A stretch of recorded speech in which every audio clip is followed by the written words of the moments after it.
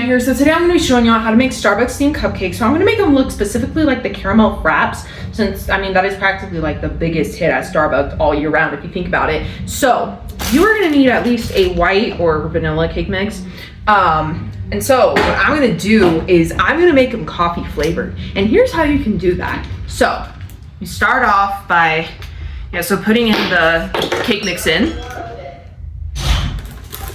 Now you can use either espresso powder or Folgers, like what I am.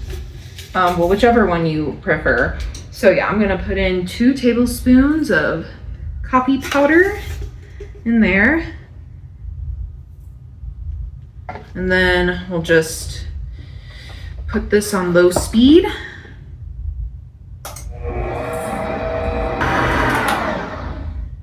Okay. All right. Now we're gonna add, so you can put either 1 cup of water or 1 cup of milk if you want to substitute that to make it more rich.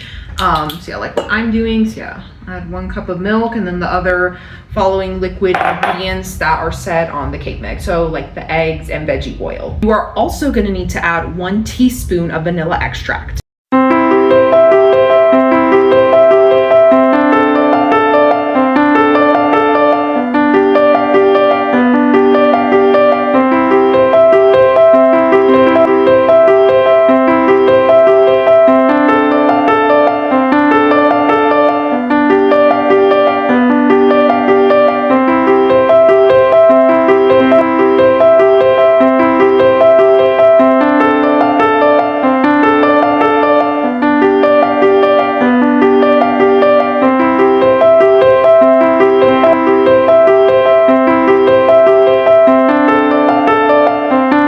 Now you're going to need specifically green cupcake liners, as I mean that's practically the color that represents Starbucks. I mean if you literally look at the cups from Starbucks, you know, the times you buy a drink from there, it's literally green and white.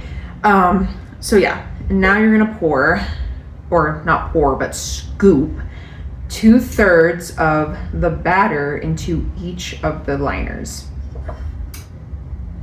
So yeah. And be sure you have at least like 2 dozens or more of the green cupcake liners, since the batter does make 2 dozens of cupcakes.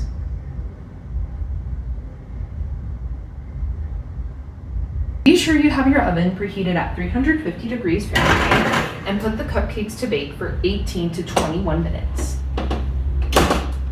Now you're going to have to insert a hole in the center of the cupcakes. You can put some caramel filling in there.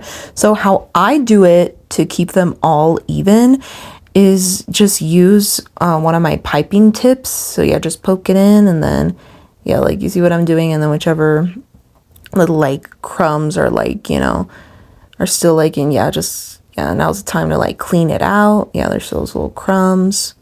Then put the caramel in the holes, and keep in mind that the caramel may, I guess you can say, sink a bit, but hey, it's kind of like with the tres leches cake, you know how it'll absorb the milk. This is what the cupcakes are practically doing, like it just absorbs the caramel, something I had to learn while doing this. So yeah, don't fret. Now you're gonna need the whipped cream, just as you would have whipped cream in your caramel frappe. However, I'm just gonna say, you probably may not want to do exactly what I did, where I just, use the store-bought whipped cream. Yeah, no, you're better off just making homemade whipped cream, as I normally do.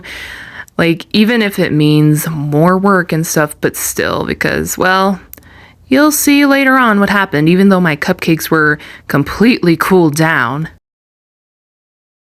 You definitely cannot forget about the green straws. So I found plastic disposable green straws at Walmart. And since you were putting these in cupcakes, you need to cut them into little pieces. And yeah, you see what I mean with the whipped cream. And again, the cupcakes were fully cooled down when I put the whipped cream on, and I even put them straight in the fridge for a bit after putting the whipped cream on. And yet this happened. So that's why I'm like, yep, you are better off just making homemade whipped cream instead of using store-bought. Again, even if it means more work.